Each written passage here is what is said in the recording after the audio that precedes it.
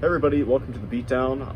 My name is Matt Hubbard. This is City Tuma. We're the Oklahoma State women's basketball beat writers for the Ocali, and we're going to discuss what exactly happened for the Oklahoma State loss against Texas.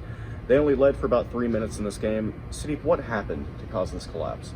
I think it was turnovers, first of all. The coach talked about it, and it was pretty obvious when you saw. It felt like Texas.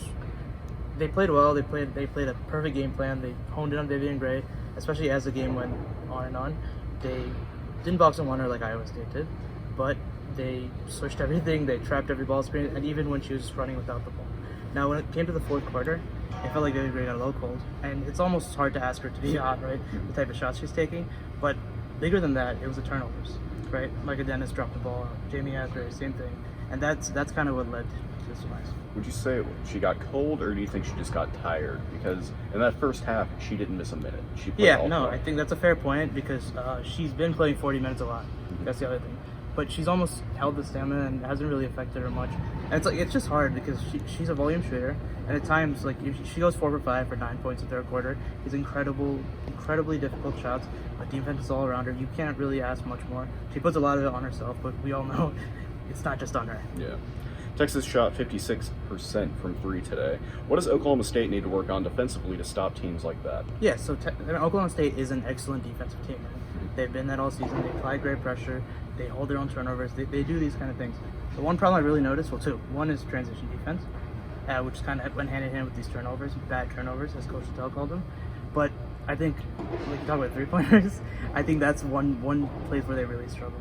And a lot of it is when they play the zone, they double really well, they help weak side, they do all these type of things, but the threes, sometimes they don't rotate fast enough, sometimes they do contest it, but it's just, there are people in the flow and good rhythm. That's the one place they've been a little exposed. So I think it goes to a little bit of rotating, communicating a little bit more, and that's how you can kind of show up the threes. But it's always a difficult proposition because if you can shoot threes, and if you're a really good shooter, even if you contest it, sometimes it just goes in anyway. Like watching practice on Thursday, right. I saw Coach Littell preaching, keep the flow going, Right. and they were making threes in practice, Right. but in game they just couldn't do it. Right. And Big Sar, she filled a huge role because with Natasha Mack and Cassie Delap being out, she recorded a double-double. That's pretty exciting. She had 12 points, 10 rebounds.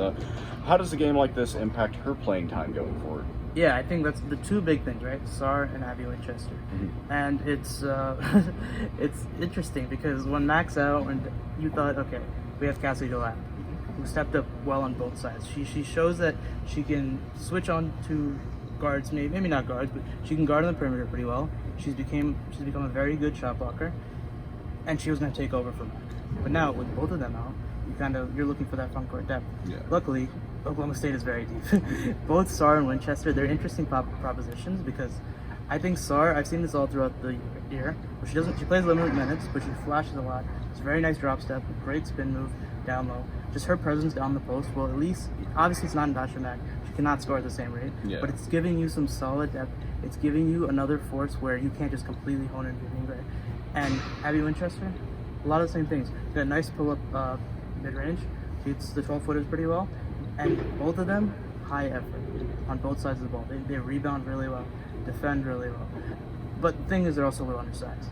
And that's the one thing that's really missing without Delap and Mack, which I don't think can be replicated. The rim protecting, right? Yeah. All right. Thanks for joining us here on the Beatdown. I hope you have a fantastic day.